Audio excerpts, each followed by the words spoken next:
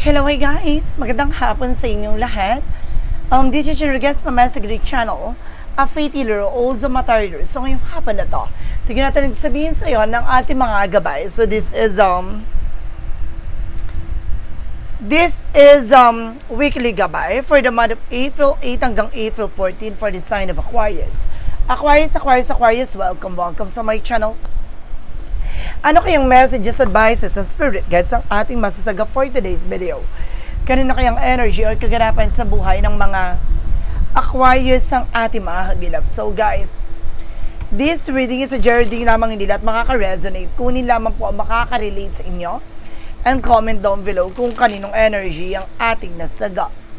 And of course, don't forget to like and subscribe my channel. And notification bell for more videos. Of course, maraming salamat po sa mga walang sawang pag-support sa aking channel. Lalong-lalo na ang hindi nag-i-skip ng ads na way pagpalain kayo ng Diyos at may kapal, siksik, liglig, nag-uumapaw na biyayang manong balik sa inyo. So let's see guys, what is the messages, advices sa iyo ng ating angel spirit for the sign of Aquarius. So let's see and watch this. Ano kaya kaganapan sa buhay ng mga Aquarius signs ang ating mga kagilap? So guys, eto na at tutuklasin natin at bubulabugin natin. Angel Spirit, please give me information po. Okay, there is a Seven of Swords with a sneakiness. There is something cheating lying on you. Or maaaring may mga taong kumukuha ng impormasyon against sa'yo. No, it's either a little client, customers, or something hidden agenda. No? Maaaring itong tao na to ay maaaring mayroong sikreto, no, na palihim against sa'yo. And this is something Knight of Wands. No, there's something perseverance. So kailangan mo magtiyaga sa lahat ng ginagawa mo. Subaybayan mo yung mga tao sa paligid mo. Let's see what is the additional messages. So there's a Devil card. Oh my God, there is something guys with a toxic or negativities or black magic involved. They're using something orasyon. Oh my God, let's see what is the additional messages. And there's a Seven of Cups with something and opportunities. Or maaaring there's something confusion. Na maraming mga bagay dito na maaaring magdala sa iyo ng oportunidad, especially with the Queen of Pentacles pagdating sa finances, na maaaring mas lalong lubago na ang iyong finances dito. And because this is something maturity about sa pag-manage ng pera. That's good. At magkakaroon ka na ng something control. Let's see, what is the real messages? So there's a King of Cups. Now some of you guys are devoted to 40 person, or either your person is something devoted and supportive and provider. Now there's something a mature enough person is here. Let's see what is the additional messages with the Seven of Swords. A Seven of Swords represents with the Justice card. Don't you worry. Ano man yung mga sikreto, yung mga bagay lihim, no, na ginagawa sa iyo itong tao na ito nagsisinungal behind your back, don't you worry. Karma is coming. No? Maaring ibibigay yung mga bagay na deserve nila. No? Ano man yung mga bagay na ginawa nila against sa iyo, maaring babalik sa kanila yan. Siksik-liglig, nag-uumapaw pa. What is the Knight of Wands? Represent with the Seven of Pentacles, harvest moment.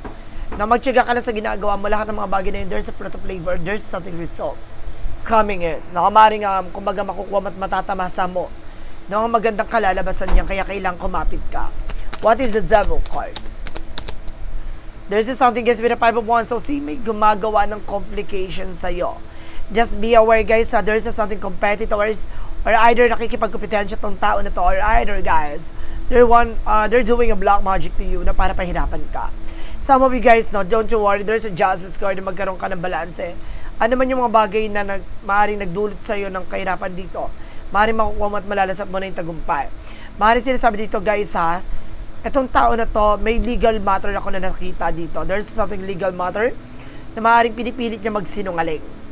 No, pinipilit niyang i-deny. Pero definitely, makukuha mo pa rin yung huling halakha. What is the Seven of Cups? Represent what? There is something the Kingman, no? You're feeling stuck, you're feeling exhausted, you're feeling drained, that because of this scenario, you are also confused. Na maring naguguluhan ka sa situation, sa eksena, baguhin mo yung mga perspective mo. No, yung mga pumapasok sa isip mo. Even your mindset. What is the Queen of Pentacles?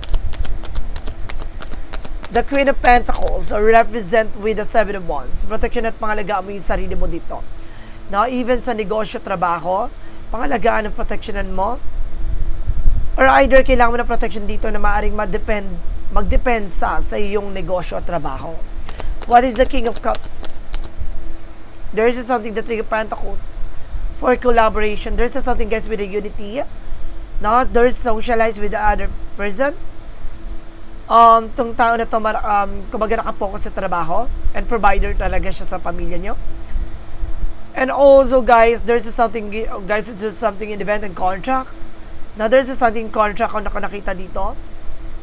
What is the Seven of Swords? Because the Justice card represents with the World card. Now, there's something, guys, with the travel, success, accomplishment. Maaaring magtagumpay ka. No, maaaring may sa katuparan mo na. Maaaring maging maganda na ang ikot ng kapalaran sa'yo. Mag-ingat ka lang, guys, ha. Kung gusto mo mga ibang bansa, mag-iingat ka. Baka maloko ka. Nasa mo yung makakapag-ibang bansa ka, pero hanapin mo yung legit. No, legit na agency, companies, ganyan. What is the Nine of Wands? Because the Seven of Pentacles. There's a Ten of Wands. May nagbibigay pabigat, kaya ang bagal pumasok ng pera sa'yo. No? Kaya ang bagal mag-circulate ng finances. May umakad lang. What is the Queen? What is the Devil card? Because the Five of Wands. Reference with the Eight of Pentacles. No? Dinidistract ka nito. Kaya kung ano-ano rin nararamdaman mo para hindi ka makapag-focus sa trabaho. No, sa negosyo, ganun din. No, gusto nitong pahirapan ka, gusto nitong bumagsak ang negosyo mo. Kakompetensya to, some of you kaharap lang ng tindahan. Some of you guys, no, nasa paligid mo lang to. And there's an Eight of Wands. There's something, a communication. Bibilis ang takbo ng situation. No, there's something, as a fast movement. No, baguhin mo lang yung kumbaga nagbibigay negatibo sa isip mo. So, let's see what is the Queen of Pentacles because the Seven of Wands. Represent with the Knight of Swords. Nagkakaroon ka ng anxiety, sleepless nights. No, dahil nag-overthink ka. Protection at pangalagaan mo yung sarili mo. Some of you inaaswang alas 3 sa madaling araw. Alas 4. No?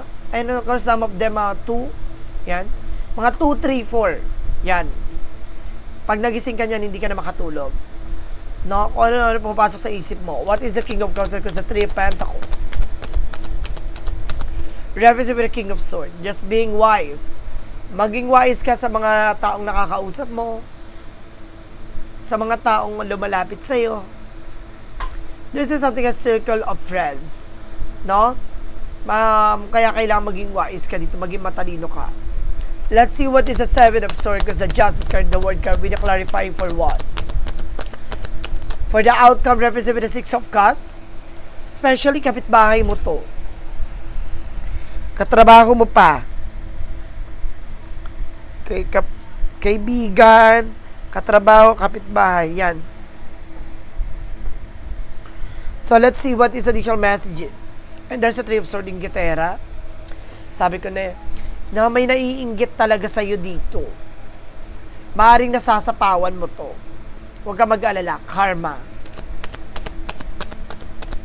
Magkakaroon ng karma dito. And there's a Three of Cups.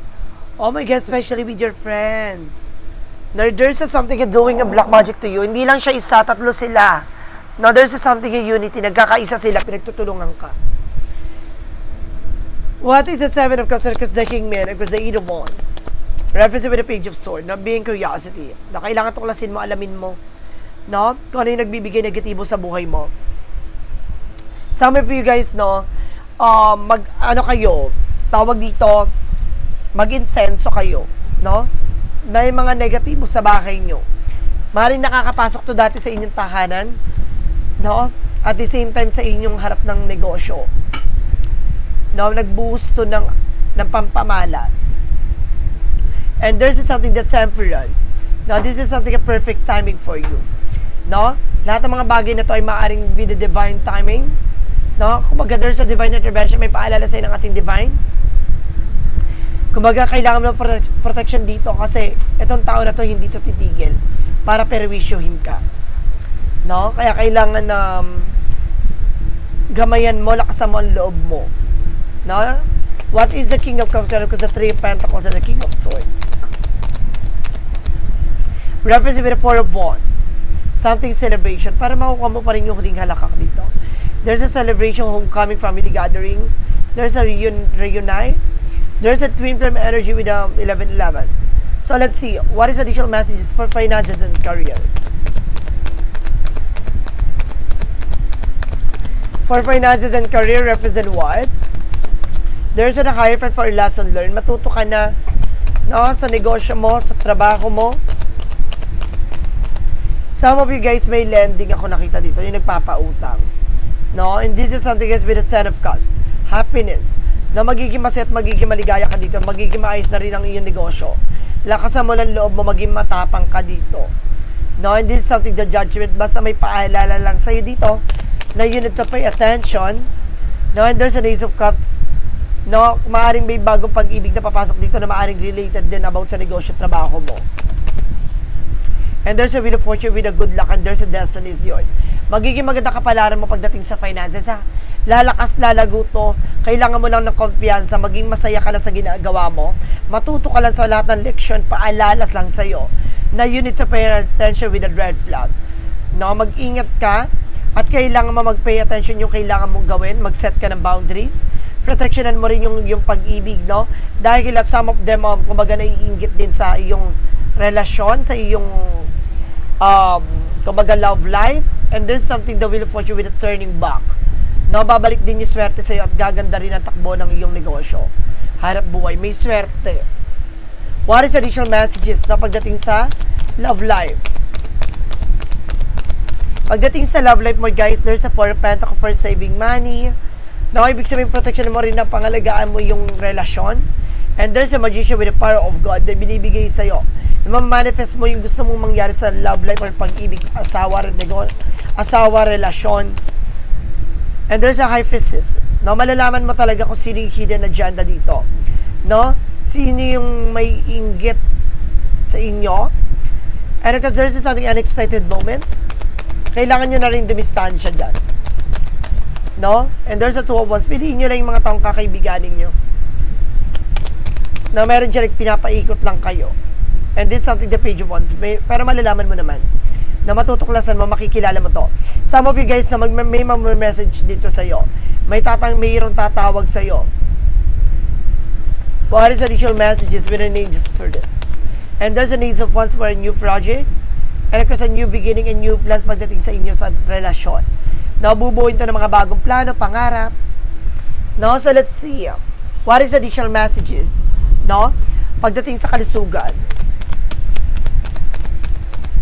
There's a Page of Pentacles for invest, no? Kailangan mo mag-invest dyan sa kalusugan mo, kumain ka naman sa sustansya. Fruit and vegetables. What is additional messages? So there's a Eight of Cups for moving forward. No, makaka-move on ka na sa iyong magiging maganda ng kalusugan mo. No, makakalaya ka na sa mga nararamdaman mo. And this is something is with the Ace of Pentacles. No? Kumbaga may malaking oportunidad din na papasok dito. No, at least makaka-move on ka na sa kagastusan. No, mapanghahawakan mo na yung mga salapi at pera. No? Ibig sabihin, malaking tipid sa iyo to. Nakita mo yan? Nahawak-hawak, ibig sabihin nito, na proteksyonan mo pa rin yung pera mo na hindi ka nag-gastosan ng malaki. And because this is something guys with a Page of Cups, makinig ka lagi sa intuitions mo and gut feeling mo. There's a something species, no? Or something na merong ka sa trader talaga sa kalusugan na gumawa sa'yo ng hindi maganda. And this is something that Two of Cups with a partnership. No? Kailangan dito mag-ingat ka sa pakikipag-ugnayan, sa pakikipag-usap. No? Sa mga tanggap-tanggap na pagkain sa labas. And there's another Pentacle with a blossoming. No? Magiging maganda rin ng kalusugan mo dito. Babalik yung sigla ng katawan mo, ng nararamdaman mo. Magiging maganda ang kalusugan mo dito. So let's see what is the overall areas of your life. There's a Temperance. There's a something guys with a revert. Oh, second life with a Hermit card. There's something a second life. Nabibigyan ka ng pangalawang buhay, pangalawang pagkakataon para magkaroon ka ng pangmatagalang sitwasyon. There's a long-term success, long-term life, and there's something with the Four of Cups, no? Just reevaluate. Pag-isipan mo ka, huwag ka tatanggap talaga ng pagkain kasi dito ka titiradahin. There's another card with an offer. Some of you may mga apologies pa. No? Mag-ingat kayo with the drama alert. No? Mag-ingat kayo dyan dahil baka idan sa pagkain. And because this is something, guys, with the Three of Wands, there's a waiting for a ship. Yung hinihintay mong resulta darating na magiging maganda na maaaring makakapag-travel ka na. Makakaalis ka na, makakalayag ka na. Kung gusto mong makaalis ka na. And there's the King of Wands. No? Lagi mo titignan yung magiging possibilities, yung outcome. No? And there's the Queen of Swords. Look at the bigger picture. Unti-unti mo na makikita yung mga magiging possibilities. I-clear mo lang yung boundaries mo. No? There's a possible that there's something visions into reality. And there's the King of Pentacles with a practical insecurity. Maging practical ka pagdating sa lahat ng bagay sa buhay mo. Hindi ka na magpapadala ng mga budol or mga taong kumbaga pinaiikot-ikot ka lang. And there's another Pentacle with a secure and slow and steady. No? Kaya kailangan maging makinakon, maging kalmado. Huwag kang pala desisyon. So guys, this is a reading for a weekly gabay. So, gusto nyo to, di ba? Bibigyan natin ng extended reading to. And of course, doon sa extended reading na to, doon makikita yung mga angels, messages, advices. And we have also clarifying for love situation with the hidden benefits, with hidden futures. And of course, meron dito tayo money matter. No? Ano naman yung mga bagay mangyayari sa iyong finances, negosyo, trabaho, hanap buhay mo. Kukuha rin tayo ng tatlo dito. At the same time, with the deep soul, no, yung may mga tanong about sa pag-ibig. Ito na yon, no? There's a tatlo rin ang kukunin natin dyan, and this is something clarifying with the love situation. Tatlo din ang kukunin natin dyan. And there's a confession message, no? Ito yung mga gustong sabihin sa inyo person mo. Ito yung mga tanong nila eh. Diba? May mga tanong kayo na gusto ko po malaman yung gusto sabihin sa akin ng person ko, dito nyo malalaman yan. No? Tatlo yan. And kung anong gusto sabihin sa inyo ng gabay natin, dito rin yan makikita with a heaven message. Now, ipapasok din yan natin yan with an extended reading. With the shadow side, with something motivations. And the part of the light na magsisilbing liwanag sa inyo. And of course, and kung yung pinaka-favorite ng ating mga viewers is a yes or no pick a card. Now, pwede kang mag-question dito. Then of course, pipili ka ng sagot with a 1, 2, 3. Pipili ka lang ng isa. Hindi pwede dalawa o tatlo. Isa lang. No? And of course, nandito yung mga advices na magbibigay, magre-represent sa'yo ng kumaga knowledge, no? Para malaman mo at matuklasan mo yung kahalagahan ng mga bagay-bagay. So guys, maraming salamat for this wonderful reading. If you want to see this continue this reading, guys, just wait for an extended weekly gabay. So guys, once again, this is Chin Rodriguez from Masagri Channel, a faith healer, also matarder. So ngayong hapon na to, makikita nyo at malalaman mo ang kaganapan sa buhay mo. So guys, maraming salamat. This reading is a general reading lamang, hindi lahat makaka-resonate.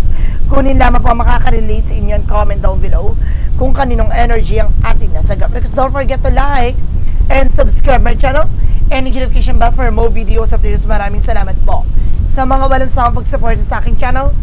Lalo-lalo na ang hindi nag-i-skip ng ads, away pagpalain kayo. Nandiyan at may kapal, siksik-liglig na gumapaw na biyayang manong balik sa inyo.